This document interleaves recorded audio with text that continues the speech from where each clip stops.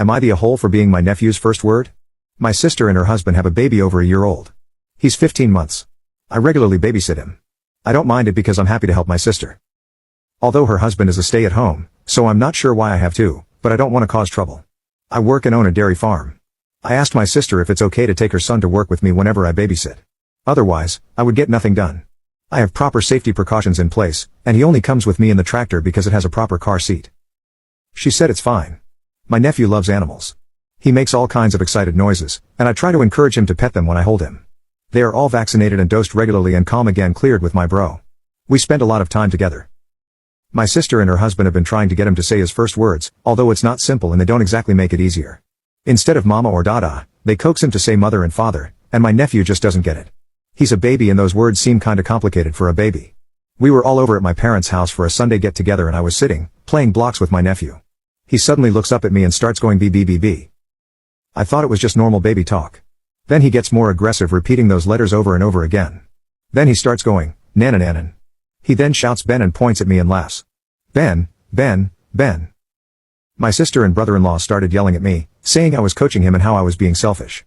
They immediately pick him up and my sister yells at me, you took away his first word. That was supposed to be our moment. They storm off to another room. They stay in there for about 10 minutes and then come out and leave. But as they are leaving, the baby looks at me again and shouts. In the playful baby voice, Ben and points at me again. My sister shouts at her son, so her son starts crying. Then she shouts at him more and starts crying herself and they leave. My parents think I'm an ass, and I shouldn't have been teaching him my name, but I haven't. The only time he hears my name is when anyone else says it.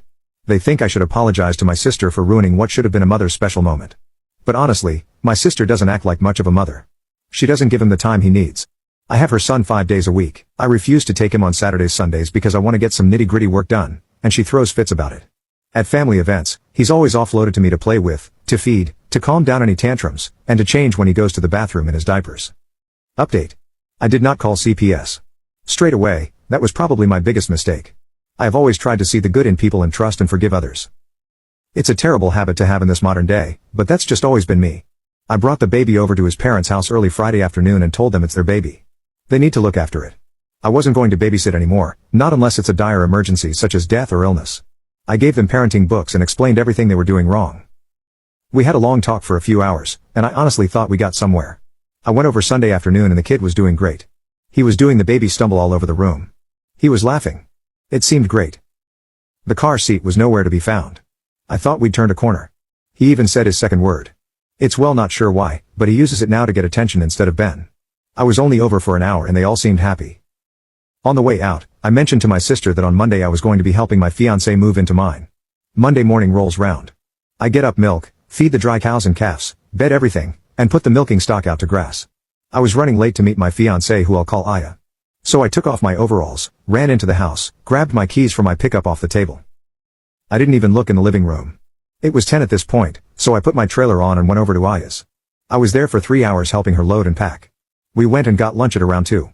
We stayed at the cafe for an hour, went shopping together for an hour or so, then back to hers to lift my truck and the rest of her stuff. We got back to mine at around 7. We were standing talking in my yard when we both heard screaming and crying. I unlocked the door and ran in and was greeted with an image I'll never forget.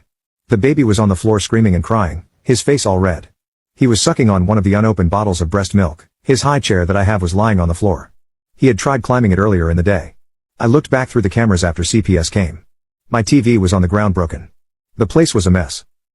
His diaper was a mess. I picked him up and began calming him while I changed him. I have put 3 bottles in the microwave to heat up and then took him to feed him for me. I got a text then from my sis asking if I could bring him back to theirs at around 8 because they had a surprise for everyone.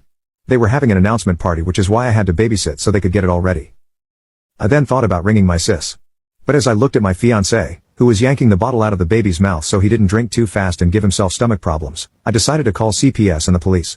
CPS came to us, and the police went theirs.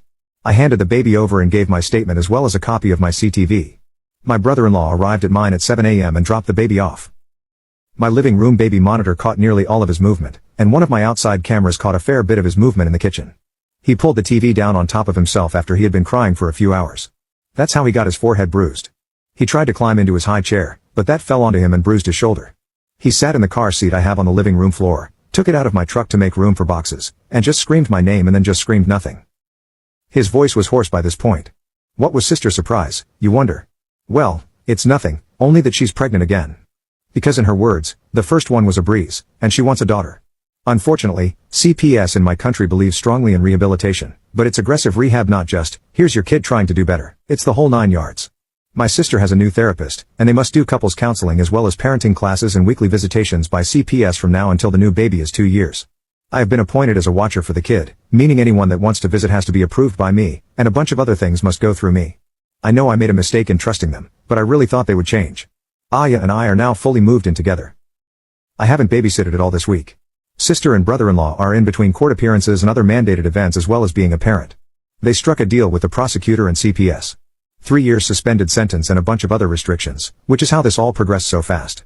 My parents have finally seen brother-in-law and sister for what they are and have apologized profusely to me. I'm getting married in March, but I've demoted my bro-in-law from best man to guest. I just promoted my best friend and picked another friend to be a new groomsman to keep it.